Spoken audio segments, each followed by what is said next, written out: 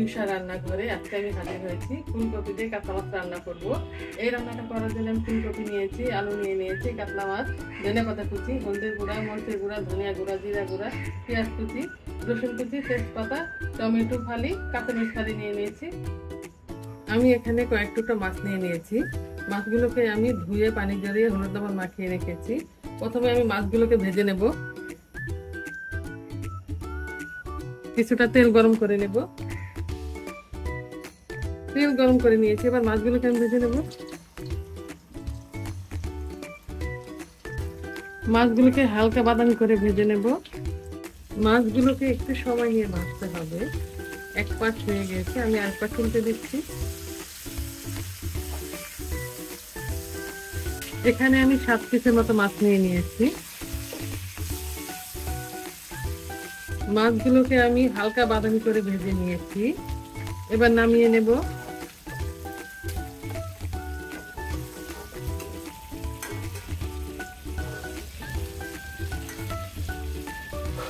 এই মাছ ভাজার তেলে আমি রান্না করব। আলুগুলোকে আমি ভেজে নেব। এখানে 3টা আলু আমি ফালি করে নিয়েছি, 4 ফালি করে একটা আলুতে।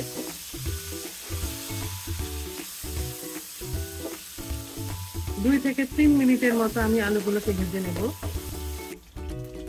আলুগুলোকে 3 মিনিটের মতো আমি ভেজে নিয়েছি। এবার আমি উঠিয়ে নেব। এই তেলে আমি ফুলকপিগুলোকে ভেজে নেব। ফুলকপিগুলোকে আগে আমি ধুয়ে পানি ঝরিয়ে নিয়েছিলাম। ফুলকপিগুলোকে আমি 3 থেকে 4 মিনিটের মতো আমি ভেজে নেব। ফুলকপিগুলোকে আমি 3 মিনিটের মতো ভেজে নিয়েছি। চুলার আঁচটা আমি মিডিয়ামে রেখেছি।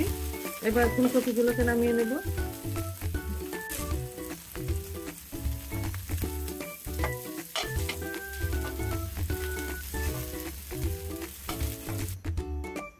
এবার হাইতে কিছুটা তেল দিয়ে দিব।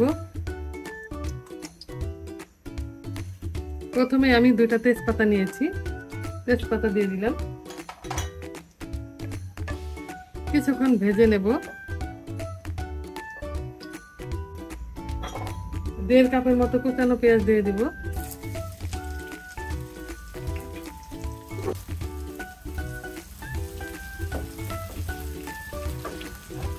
1 টেবিল চামচের মতো রসুন আমি কুচি করে কেটে নিয়েছি, রসুনটাও দিয়ে দিব। পেঁয়াজ আর রসুন আমি বাদামি করে ভেজে নেব।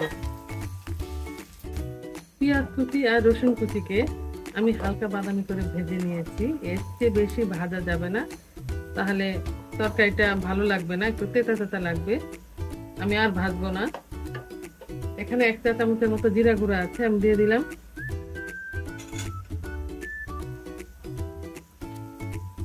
কয়েক সেকেন্ডের মতো ভেজে নেব, না পুড়ে যাবে। এখানে 2টা টমেটো আমি ফালি করে নিয়েছি আর 4-5টা কাঁচামরিচ আমি ফালি করে নিয়েছি, দিয়ে দিব।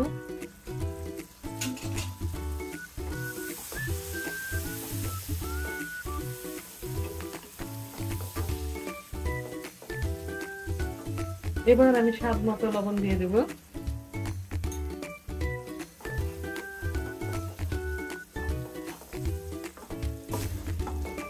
আমি 1 থেকে 1.5 মিনিটের মতো আমি ভেজে নেব। 1 মিনিটের মতো আমি টমেটো ফালি ভেজে নিয়েছি। এবার এখানে 1 চা চামচ হলুদের গুঁড়া, 1 চা চামচ ধনিয়া গুঁড়া, 1.5 চা চামচের মতো আমি লাল মরিচের গুঁড়া দিয়ে দিলাম। কিছুটা পানি দিয়ে দিব মশলা কষানোর জন্য। আমি 1 কাপের মতো পানি দিয়ে দিয়েছি। এবার ঢাকনা দিয়ে আমি কষিয়ে নেব। মশলা কষানো হয়ে গিয়েছে, মশলা তেল ছেড়ে দিয়েছে। এবার আমি ফুলকপিগুলোকে দিয়ে দেব।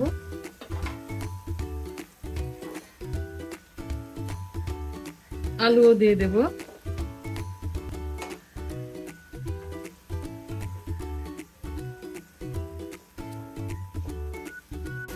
নেড়ে ফুলকপির সাথে মশলা মাখিয়ে নেব।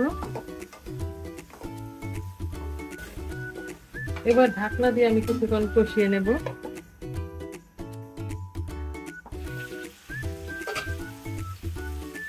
ফুলকপি আর আলু দেওয়ার পর আমি 3 মিনিটের মতো কষিয়ে নিয়েছি। আর একটু পর পর আমি নাড়া দিয়ে দিয়েছি, না পুড়ে যাবে। এবার আমি পরিমাণ মতো ঝোল দিয়ে দেব। ঝোলটা আপনারা আপনাদের পছন্দ মতো দেবেন।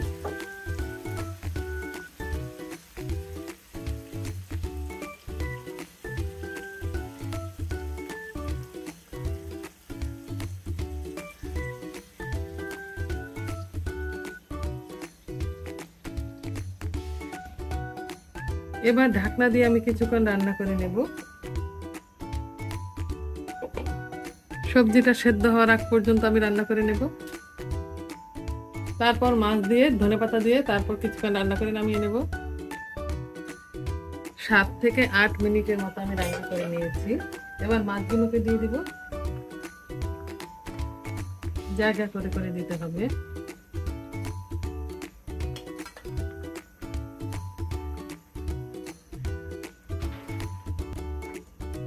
মাছ দেওয়ার পর আমি আরো 5 থেকে 6 মিনিটের মতো রান্না করব ঢাকনা দিয়ে। আমার হাইটে ছোট হয়ে গিয়েছে।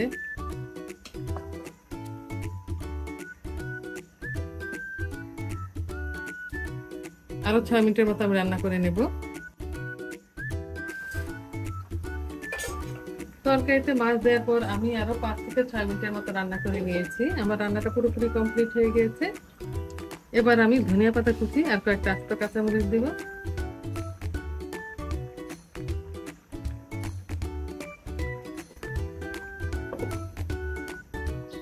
এক মিনিটের মতো রেখে দেব ঢাকনা চাপা দিয়ে, আর চুলার আঁচটা আমি বন্ধ করে দেব।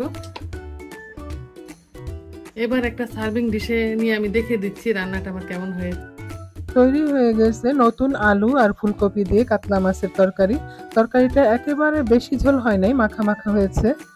দেখতে যেমন ভালো হয়েছে, খেতেও অসাধারণ হয়েছে। আজ এ পর্যন্তই। আগামী দিন আবার নতুন কোনো রেসিপি নিয়ে আমরা আপনাদের সামনে আসবো। আল্লাহ হাফেজ।